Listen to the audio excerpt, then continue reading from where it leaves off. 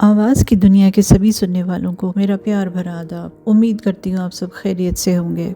मैं आप सबकी बेहद शुक्रगुज़ार हूँ जो आप अपना वक्त निकाल कर मुझे सुनते हैं और इतने अच्छे और प्यारे प्यारे कमेंट्स करते हैं। कोई इतना बड़ा चैनल तो नहीं है खैर मेरा, फिर भी आप लोग मेरे काम को सराहते हैं, मुझ पर यकीन करते हैं, सुनते हैं। मैं बता नहीं सकती आपका ये अपनापन मुझे कितना सुकून देता है। शुक्रिया। चलिए अब बढ़ चलते हैं आज के टॉपिक की ओर। तो कुछ गालिब की लिखी हुई 2 लाइन है जो मैं पढ़ना चाहूँगी, जो मैं बताना चाहूँगी, और उसी से आज का टॉपिक भी स्टार्ट होगा कि दर्द जब दिल में हो तो दवा कीजिए, दर्द जब दिल में हो तो दवा कीजिए, दिल ही जब दर्द हो तो क्या कीजिए। जी, दर्द, यही है आज का टॉपिक।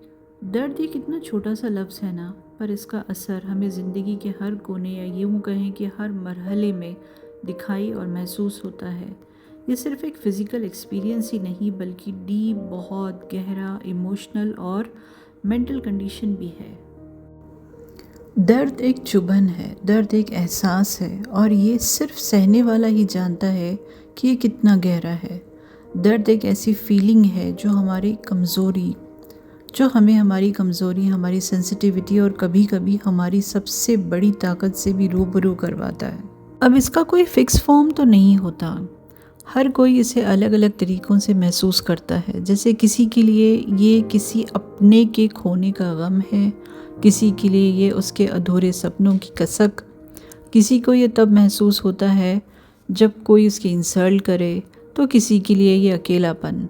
बीमार बुज़ुर्गों के लिए बुढ़ापा एक दर्द है, गरीबों के लिए गरीबी एक दर्द है, अधूरे या टूटे रिश्तों का दर्द, हार का दर्द। बच्चे जब बड़े हो जाते हैं तब उनके घर छोड़ के जाने के बाद माँ बाप का अकेले रह जाने का दर्द। दर्द ऐसे ही कई तरह के रूपों में हम इंसानों की ज़िंदगी में आता रहता है या दिखाई पड़ता है। दर्द अगर जिस्मानी हो तो काफ़ी हद तक इसका इलाज हो ही जाता है क्योंकि ये दिखाई देता है, पर जो दर्द इमोशनल या साइकोलॉजिकल हो तो उसे आइडेंटिफाई करना और उसका इलाज करना थोड़ा मुश्किल होता है। ये तो वही समझ सकता है जो इसे महसूस कर सके या जो इससे गुज़रा हो।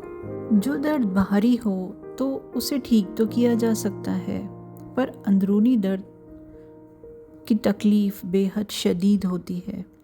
ठीक वैसे ही जैसे औरों या बाहर के लोगों के दिए हुए दर्द को तो इंसान झेल लेता है, पर अपनों के दिए ज़ख्म और उससे उठते दर्द को कोई कैसे सहे।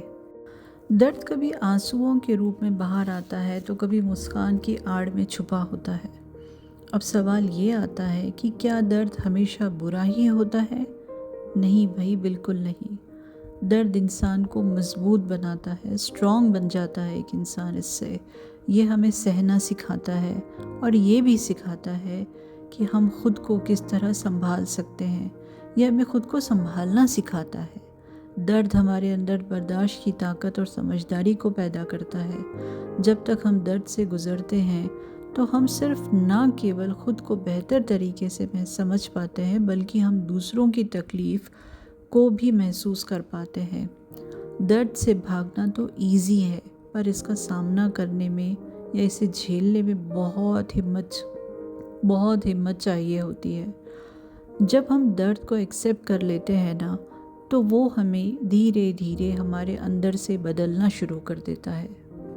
कभी तो वो हमें बिल्कुल खामोश बना देता है या फिर कभी बहुत ही ज़्यादा ज़िद्दी, या मैं इससे ये भी कह सकती हूँ कि वो हमें बहुत ज़्यादा डिटरमाइंड बना देता है। डिटर्मिनेशन शायद इसके लिए एक बहुत बेहतर वर्ड होगा, क्योंकि फिर वो हमें ये रियलाइज़ करवा देता है अंदर से कि इसके आगे अब मुझे और नहीं टूटना, मैं इसके आगे अब और नहीं टूटूंगा। मेरे नज़दीक दर्द की जो सबसे बड़ी खूबी है वो पता है क्या है आप लोगों को? वो ये है कि दर्द इंसान को इंसान बनाता है। इबादत तो फरिश्ते भी करते हैं।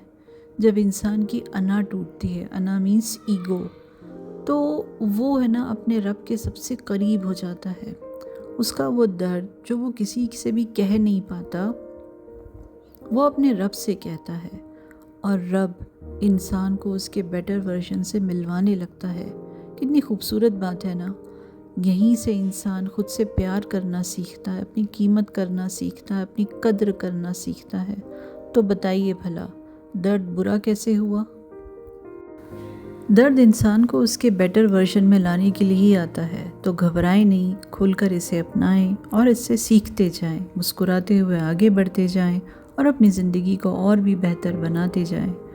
उम्मीद करती हूँ मेरी आज की अपनी मुलाकात आपको पसंद आई होगी और शायद ये टॉपिक भी।